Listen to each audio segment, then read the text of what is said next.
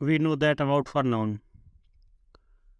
Noun means the name of everything. जिसका name है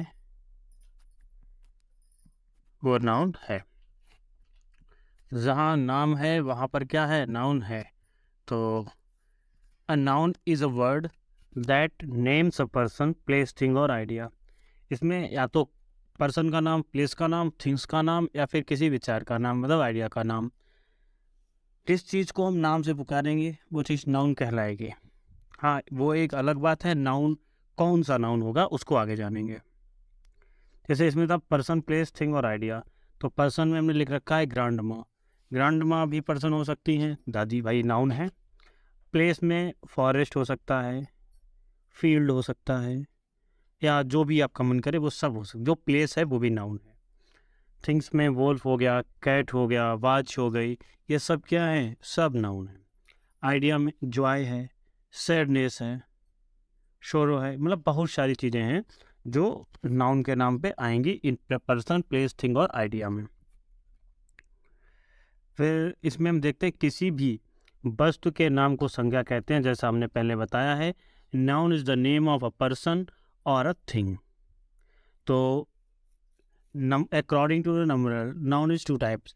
संख्या के आधार पर नाउन दो प्रकार के होते हैं, काउंटेबल नाउन और अनकाउंटेबल नाउन. जब हम काउंटेबल नाउन की बात करते हैं तो मतलब वह नाउन जिसे हम क्या कर सकते हैं, गिन सकते हो, वो नाउन हमारा कौन सा हो जाता है, काउंटेबल नाउन हो जाता है.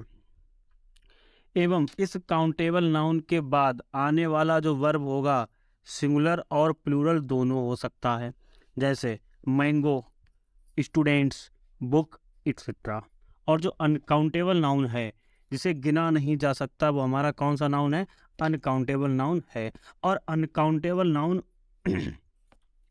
अनकाउंटेबल नाउन जो है, इसके बाद आने वाला जो वर्ब होगा, इसके बाद जो वर्ब आएगा वो कैसा होता है, सिंगुलर वर्ब होता है. इसके बाद जो आने वाला वर्ब है वो हमारा सिंगुलर वर्ब होता है. क्योंकि अनकाउंटेबल नाउन को क्या माना जाता है, सिंगुलर माना जाता है. अनकाउंटेबल नाउन को सिंगुलर माना जाता है. जब नाउन की बात की थी कि कैसे क्या करेंगे क्या, तो जो नाउन है, जब हमने नाउन की बात की, ये हमारा नाउन है. ये जब इसके थ्रू हम किसी चीज़ को जानेंगे तो हमें पता होना चाहिए काउंटेबल नाउन और अनकाउंटेबल नाउन ये है क्या. एक इसका पार्ट सॉरी, नाउन का एक पार्ट काउंटेबल नाउन और दूसरा पार्ट अनकाउंटेबल नाउन. इसमें आता है प्रॉपर नाउन, कॉमन नाउन और collective noun. Collective countable noun में 3 नाउन आते हैं, प्रॉपर नाउन, कॉमन नाउन और कलेक्टिव नाउन. अब बचा अनकाउंटेबल नाउन. तो अनकाउंटेबल नाउन में क्या आता है भैया, अनकाउंटेबल नाउन में आता है हमारा मटेरियल नाउन. ठीक, फिर आता है अब्स्ट्रैक्ट नाउन.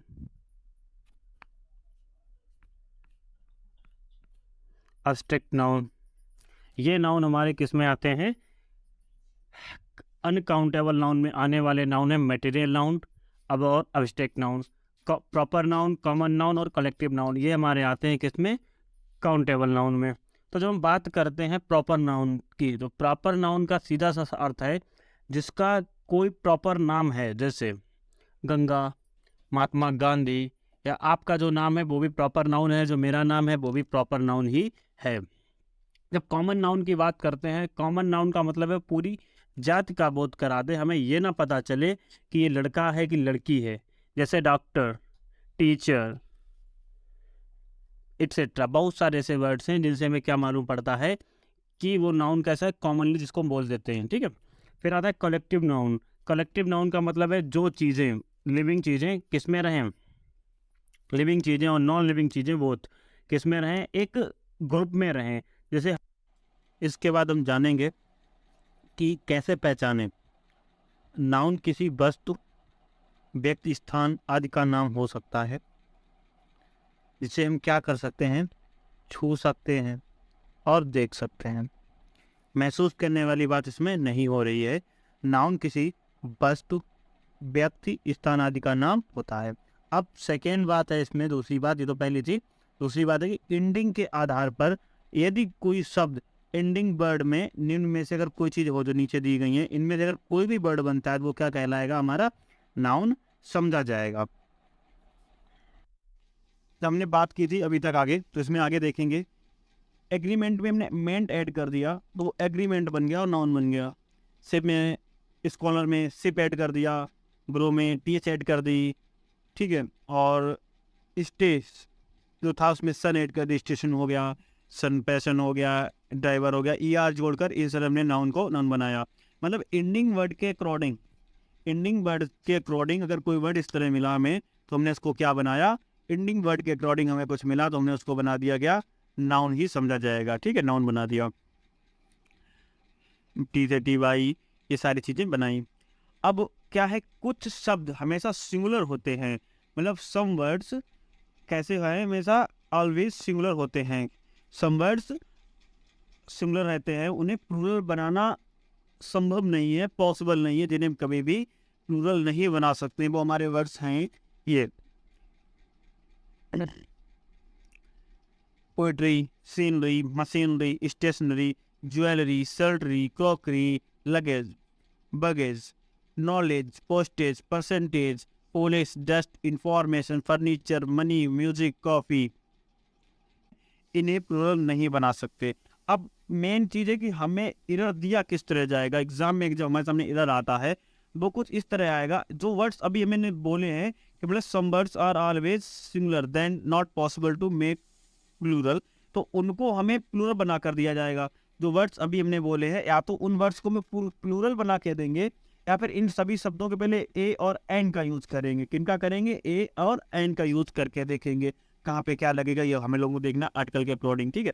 इन सभी शब्दों के बाद प्लूरल वर्ब का प्रयोग करके, जब भाई वर्ब शब्द हमारा सिंगुलर है तो प्लूरल वर्ब कैसे आ सकती है, तो ये तो तीन तरीके हो गए आपको समझने के। फिर इसका फोर्थ तरीका हमारे पास है, फोर्थ होगा, कभी कभी इन सभी शब्दों के पहले, मतलब वो क्या करते हैं, कभी कभी इन्हीं शब्दों के पहले सेवरल का प्रयोग कर देते हैं, जो कैसा होता है, गलत होता है। रीजन सुनो, निश्चित नाउन के पहले दा का प्रयोग संभव है जब यह किसी प्रपोजिशन या एडजेक्टिव क्लॉज के पहले आते हैं। बस कब, जब ये किसी प्रपोजिशन या एडजेक्टिव क्लॉज के पहले आते हैं तभी आपका जो है निश्चित नाउन के पहले द का प्रयोग संभव है। जैसे हम बोल रहे हैं the poetry of Tagore is मॉर्टल, poetry किनकी, टैगोर की, the poetry of Tagore is मॉर्टल, ठीक है। ट्रिक की बात करते हैं, अच्छा ट्रिक के लिए बोला था आपने, तो ट्रिक की बात करते हैं। ऐसे शब्द तो छाड़ना कहते हैं, ऐसे शब्द जिन पर नजर पड़ते ही, ऐसे शब्द जिन पर नजर पड़ते ही आप जो ऊपर दी गई बातों पर गौर करेंगे और वाक्य के जिस भाग में आप जितने भी रूल्स बताए हैं अभी उनका अगर उनको नहीं फॉलो किया जा रहा है, उन नियम का उल्लंघन कर रहे हैं, तो वह पार्ट क्या माना जाएगा, हमारा गलत माना जाएगा। इन शब्दों के प्लूरल बनाने के लिए इन शब्दों के पहले, मतलब जो अभी मैंने बोले थे जो वर्ड होते हैं उनको प्लूरल में लिखेंगे कैसे, उनके लिए हम लगाते हैं items of, articles of, kinds of या पीस ऑफ का प्रयोग करके।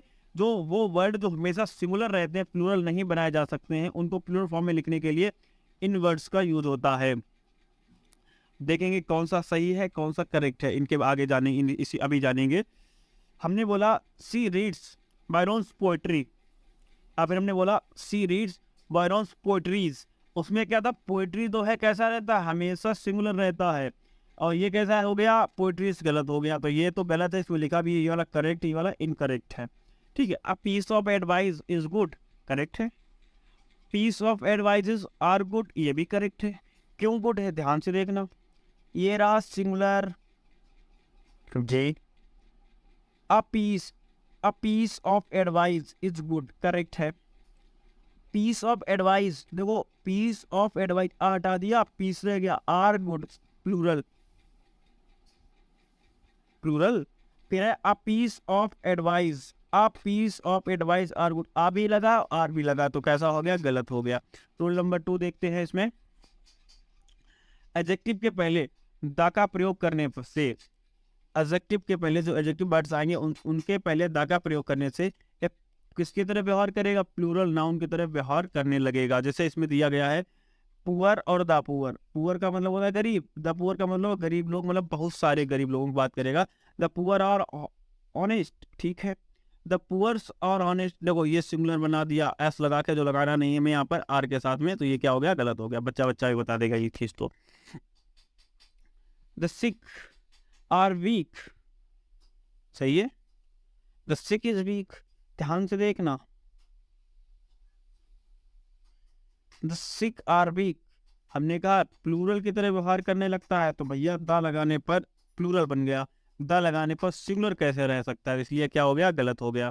नोट में देखें, ध्यान रहे ऐसे एडजेक्टिव जो द लगाकर प्लूरल नाउन बनाए गए हों, ना ही सिंगुलर वर्ब का प्रयोग किया जाना चाहिए उनके साथ, और ना ही एडजेक्टिव को प्लूरल बना होना चाहिए, ठीक है।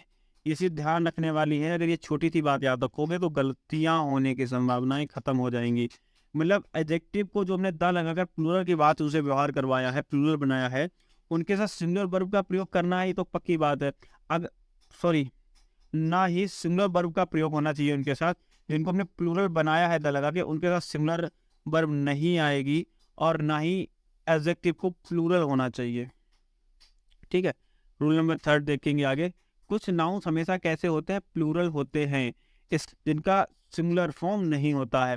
जैसे ये आपके सामने है, जितने भी हैं ये आपके सारे हमेशा प्लूरल रहेंगे। Tongs, tubes, binoculars, wax, works, annals, athletics, ठीक है, ये सारे आपके रहेंगे प्लूरल, ये सिंगुलर फॉर्म में नहीं हो सकते हैं। तो my father gave me a pair of binoculars on my birthday, मेरे पिताजी ने मुझे दिया एक पेयर किसका जोड़ा, बाइनाकुलर्स का जोड़ा। देखो इनके लिए, इनको सिंगुलर फॉर्म नहीं हो सकते, इनका पेयर ही रहता है, मतलब इनको पेयर के रूप में यूज करेंगे, पेयर ऑफ, मतलब अलग अलग करके, ये हमेशा कैसे होंगे, प्लूरल होंगे, सिंगुलर नहीं होंगे, ठीक है।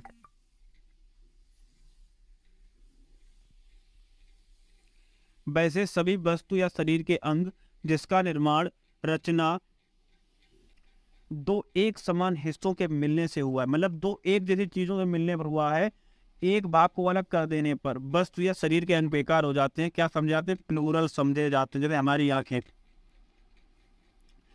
देखो सॉक्स खो गए क्या करोगे, शूज एक खो गया क्या करोगे, सिजर्स, लंग्स, किडनी एक्सेट्रा, ये सारी चीजें ऐसी हैं जो एक के बिना एक दूसरी अधूरी है।